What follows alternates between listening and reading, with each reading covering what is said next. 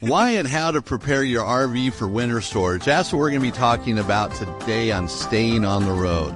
But before we get into that, we're going to go to enjoying the RV life. And the subject matter has to deal with dealing with difficult RVers. So Alexis is going to help us out with that. The last episode, we promised we'd start providing some cash-saving tips, and we're going to provide tip number 1 today. This is just the beginning of how you can save money while you're RVing. And then the next stop, we're going to visit a NASCAR race, or actually talk about RVing to a NASCAR race. And then finally, in RV Envy, we're going to talk about the Goal Zero Yeti 4000. This is a power center that is, well, it's a power center and a half. This is Eric Stark with the Smart RVer Podcast, which delivers the smarts you need to enjoy the freedom of the RV lifestyle without the fear of breaking down. So let's talk everything RV. Today is episode number 161. So, Alexis, you're here today, ready to go. Yes, I'm ready.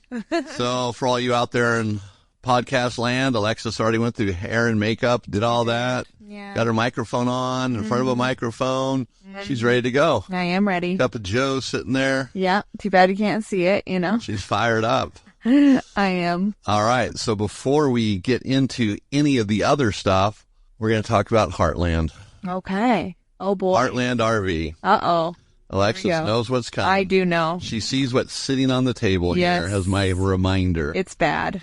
So this last weekend, Karen and I, my wife, went out camping in our RV, or RVing, and the last morning we were there, the furnace stopped working. So this is a new RV, so I wasn't overly concerned about it. It was just really cold, but there's nothing we could do about that. Didn't have an electric heater to plug in, anything like that. But anyway, so I get home and start to diagnose it, see what it is.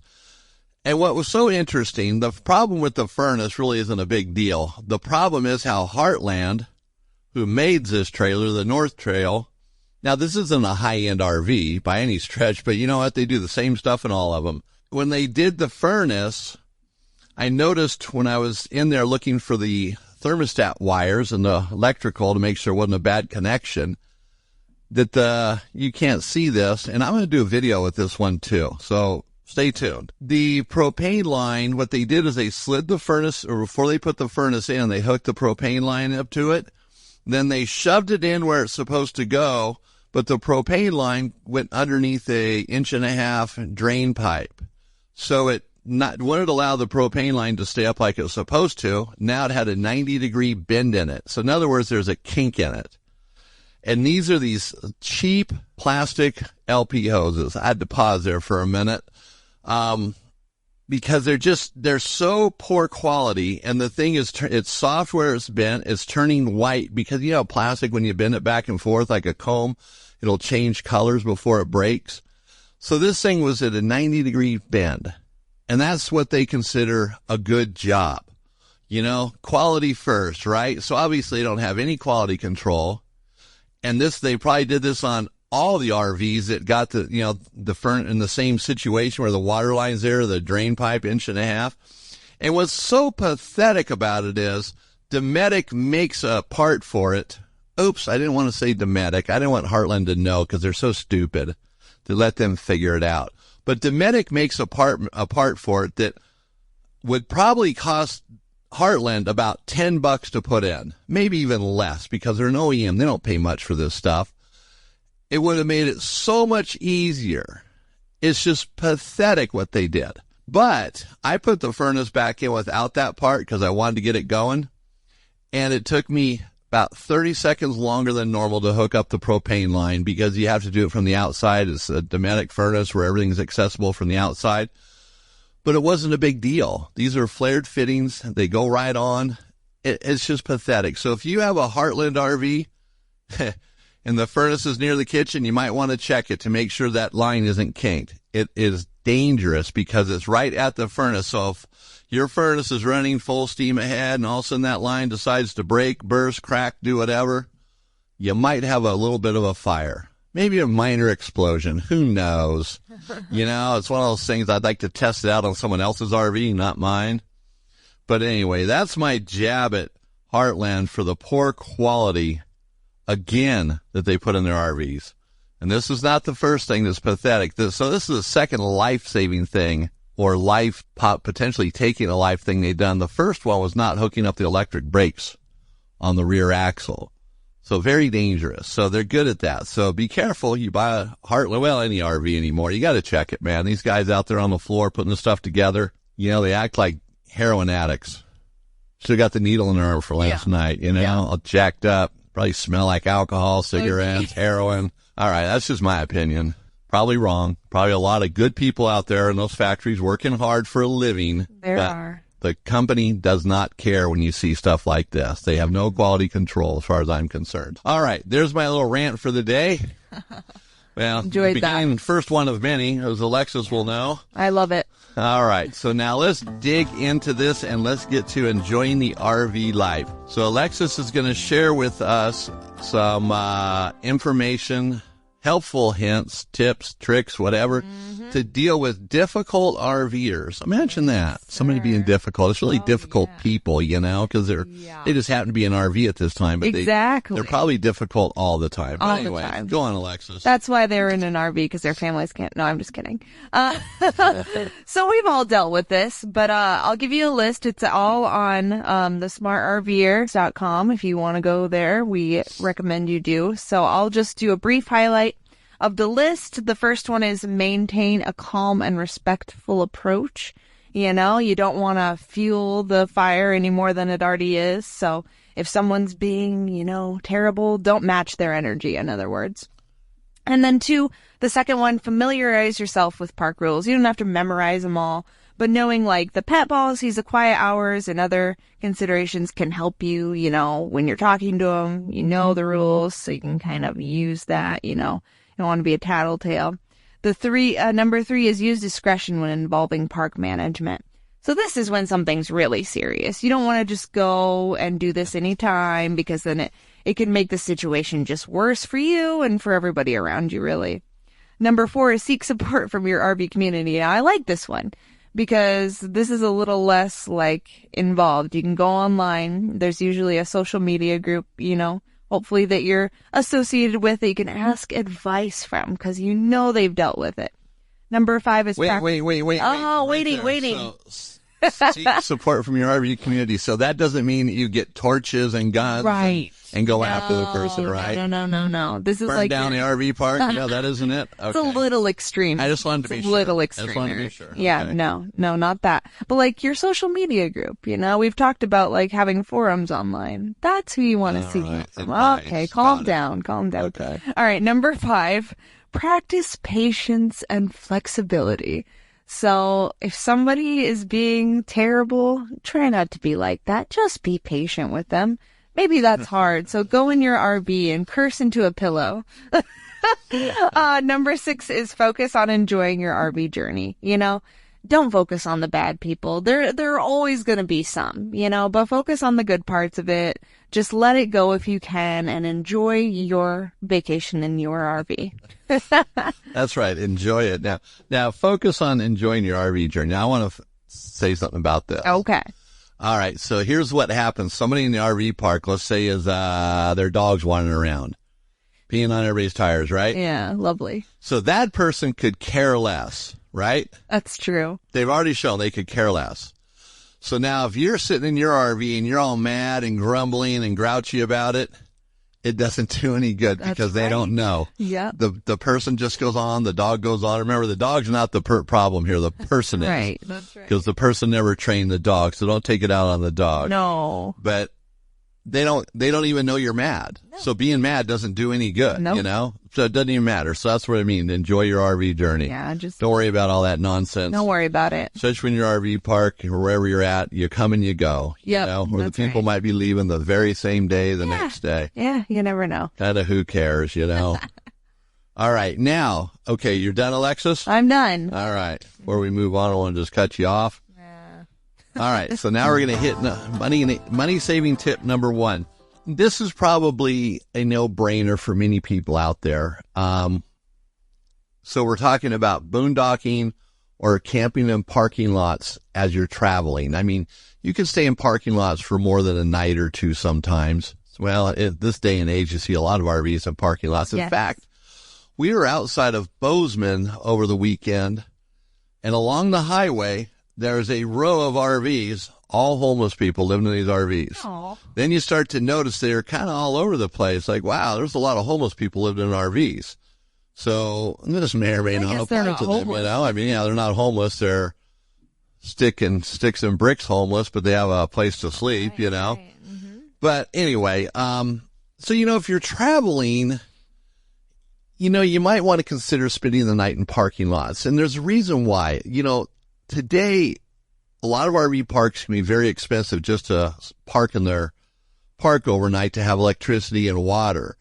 You know, so you might be paying $100 a night. You might be paying $50 a night. So depending on what your budget is, you might say, you know, I don't really want to do that. That is a waste of money. It's kind of like staying in a motel when you're driving and you just pay $100 to stay in a Motel 6 or something.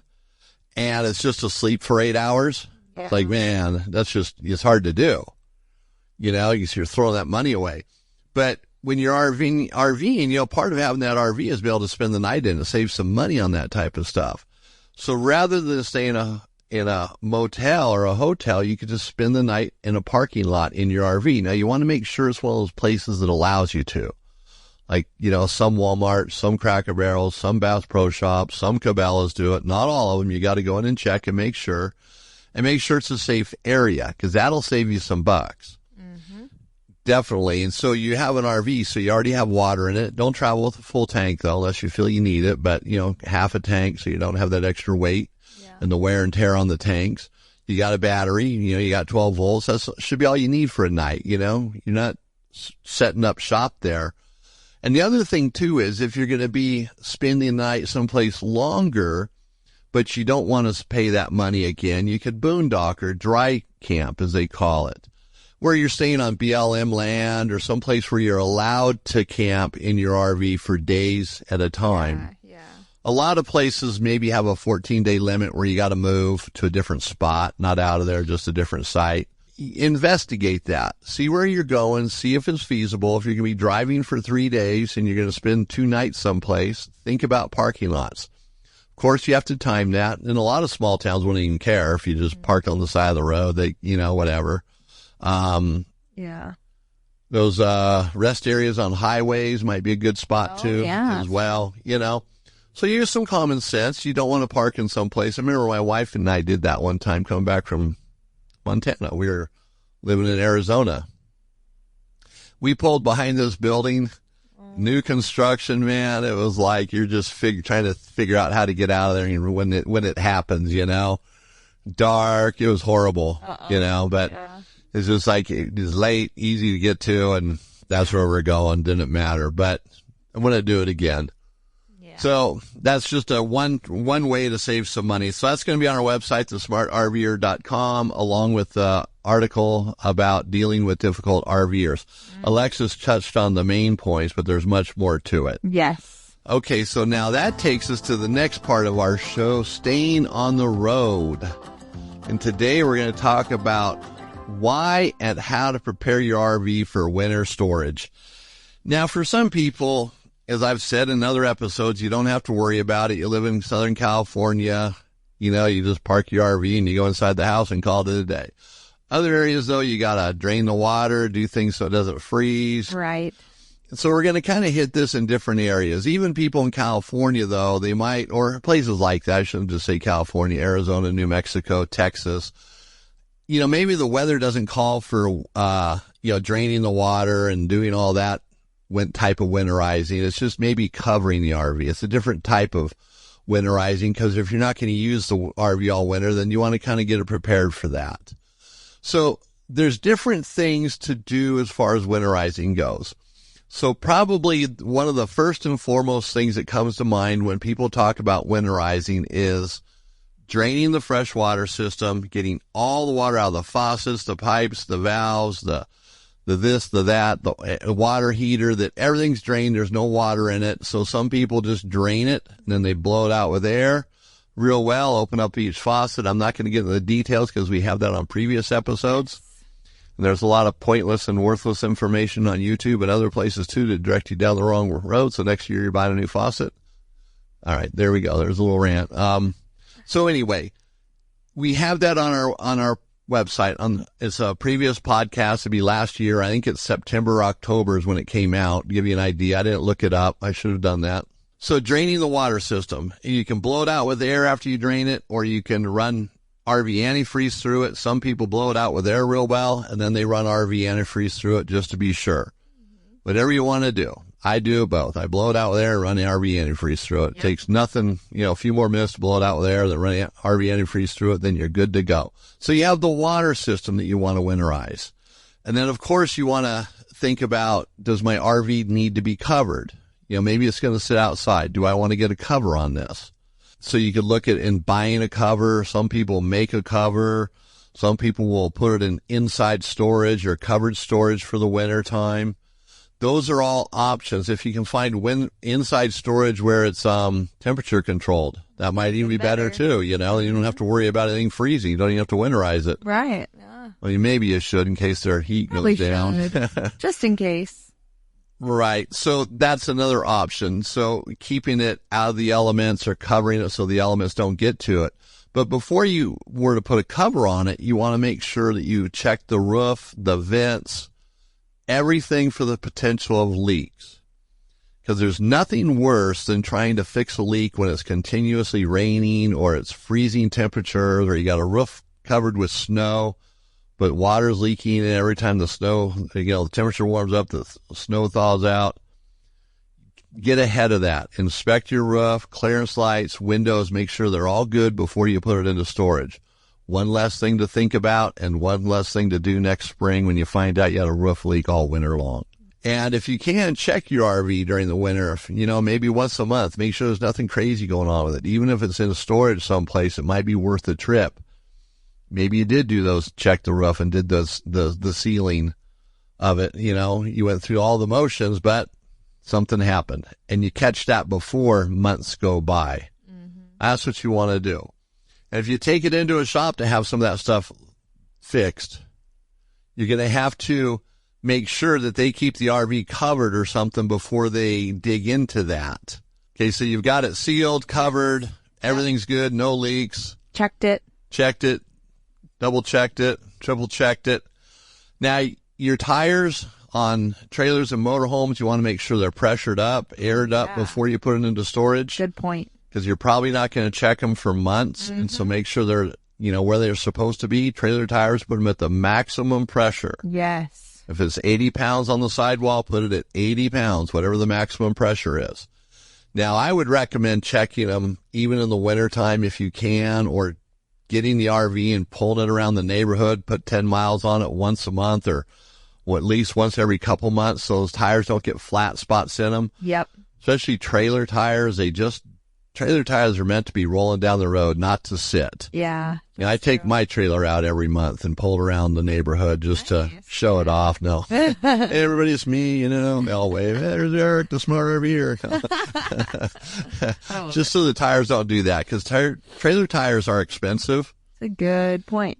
And they don't tell you when they're going to blow out and cause $2,000 worth of damage to the side of your RV or the holding tank. So It's a good thing just to do. And then you kind of know where you're at. You feel better about it. We live in a society today where people are taught not to feel good about themselves and what they do. Yeah. To do less, not more. Yeah.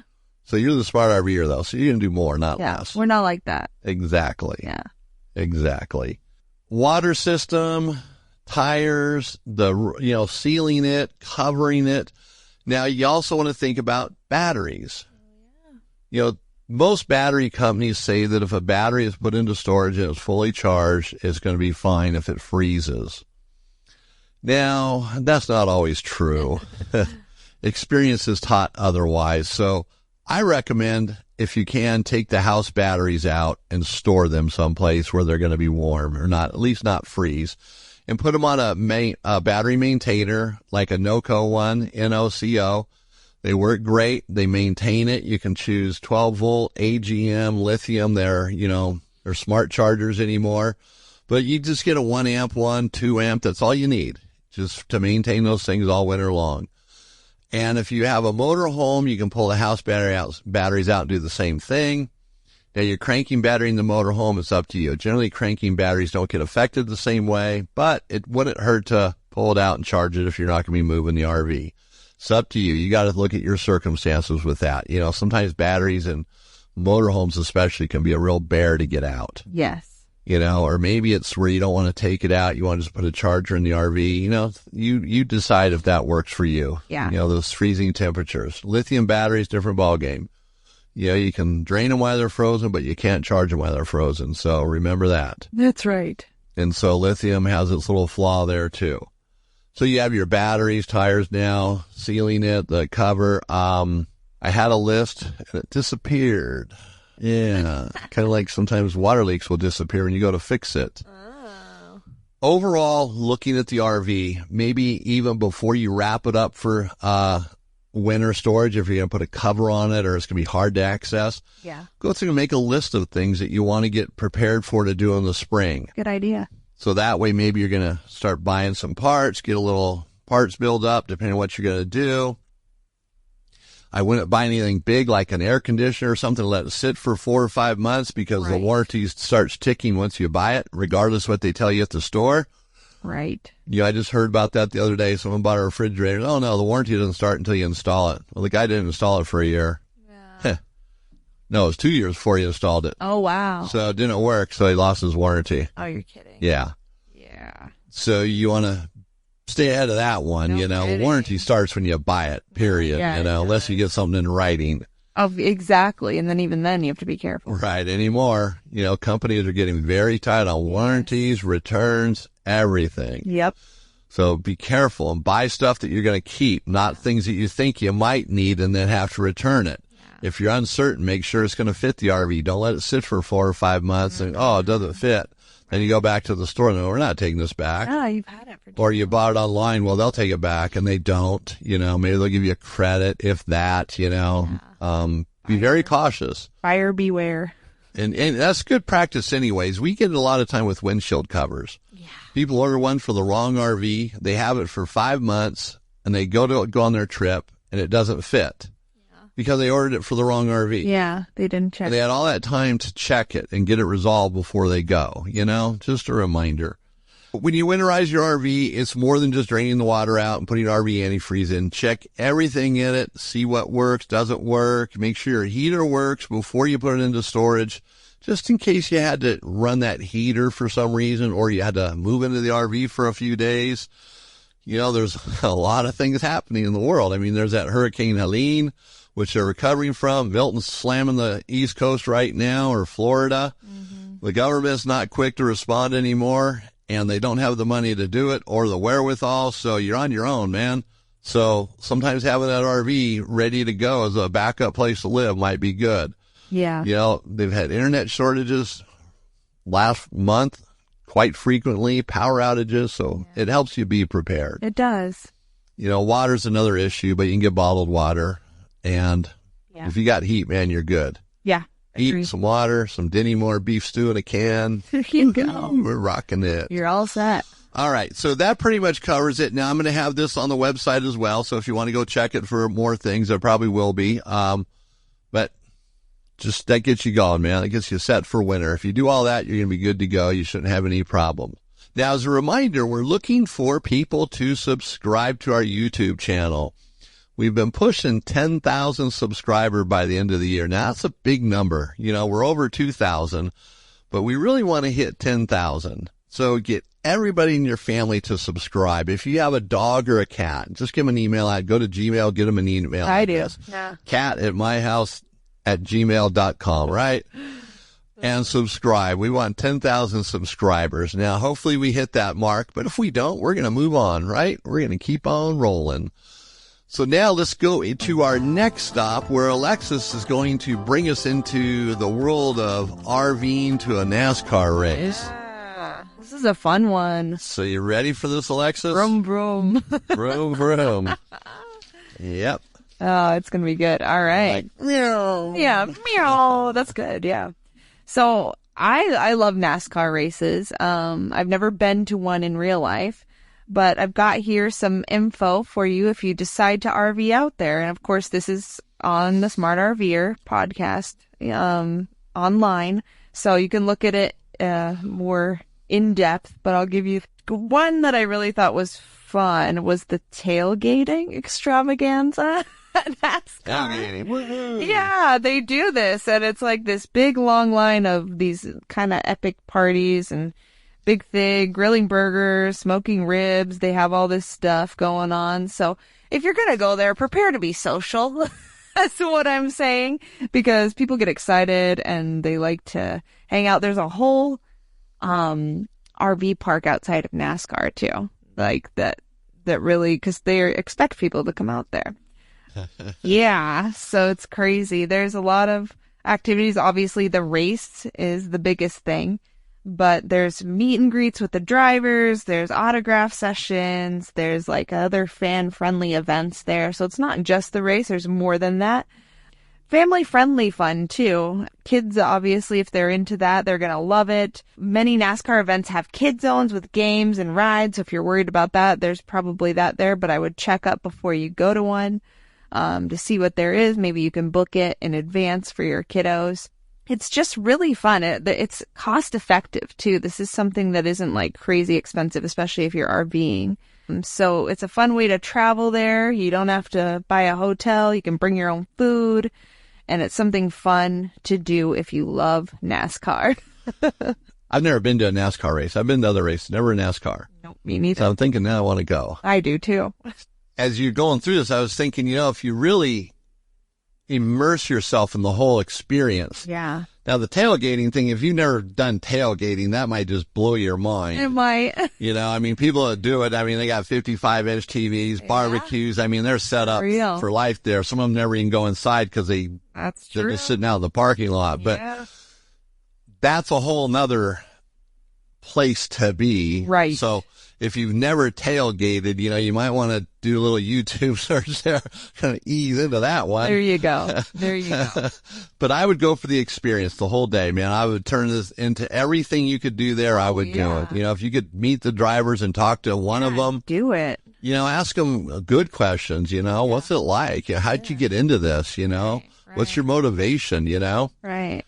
And so that'd be really cool. NASCAR's huge. Oh, yeah. It's like so many other things today. It's a pretty safe thing to be involved in or be a part of, as far as, it's a family atmosphere. Oh, yeah. You don't hear about or NASCAR drivers beating their wives, raping their dogs, killing their neighbors, You see that wrong? But anyway. Boy. Yeah. Well, a lot of sports players, man, they're out there doing all that stuff, and NASCAR, you don't hear about it. I'm sure some of those guys have some stuff going on, but anyway. So that's what our call to action for this segment is. Before the end of 2024, so you got a couple months now, besides subscribing to our channel on YouTube, go to a big event, a fan-based event like NASCAR. Go to any rodeo, any sports event that is something you haven't done. So if you've never been to a rodeo, go to a rodeo. Rodeos are pretty cool, Yeah. You don't have to be a cowboy. You don't have to go buy a bunch of garb. You just sit there, drink beer, and watch the event. Yeah. Or go to NASCAR. But find something to go to. It doesn't have to be a massive thing, but the bigger, the better the experience will be in a lot of cases. So that's our push. So that's the call to action now. Do that before the end of the year. If you can't do it before the end of the year, a lot of stuff happening, then try to do it in January, February. NASCAR, I think, starts, I forget now, but they go through the winter months. Yeah. Oh. I know it's January, February. I didn't look at the schedule. We're going to have a link to NASCAR's website with their schedule on our website, the Smart RVer, under the next stop for this article, RVing to NASCAR. So you can check out the link, go there, it'll take you right to the calendar of events. There we go. There you go. We're going to make it easy for you. So now we've done the next stop, and our next stop is RV Envy. Many of you have probably heard about Goal Zero. They make power centers for personal use. They have small ones, big ones.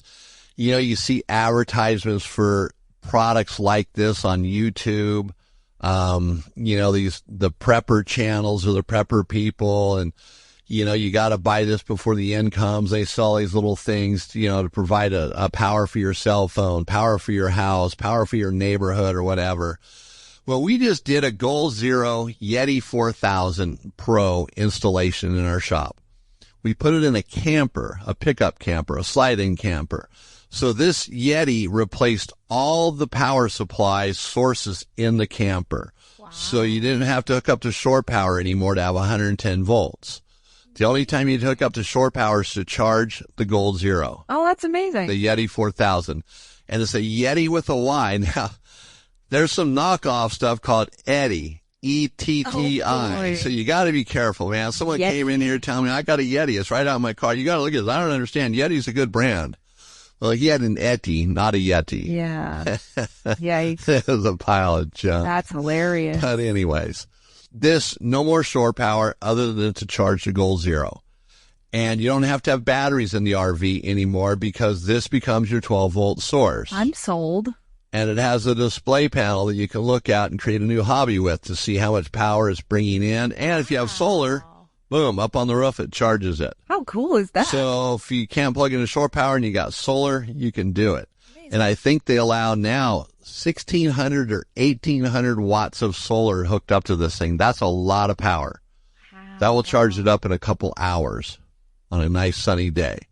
What we did, he had 400 watts on the roof. Now, it took it about 7 hours to charge it, which is longer than it would take to charge wet cell batteries, your typical deep cycle batteries, but it does it okay. That's all right. You just have to adapt to it. This thing is super cool. So if you're thinking about truly getting off the grid and having that power, being self-sufficient, this is the thing for you. Yeah. And they sell a kit that has everything to make it work in your RV, like what we did with this camper. He got the kit, had all these plugs. They only go in one way, and they just snap right in, super easy to hook up to the Yeti. Then they have the other ends are bare with just wires sticking out, which you'd hook up to your, let's say, your power center, to your the shore power where, for the 110 volts, the 12 volts. Very simple to install. The hardest part is making it work in your RV. Mm-hmm. This camper, Nordic Fox? No, I forget the brand of it. Arctic Fox? Arctic Fox, that's what it was.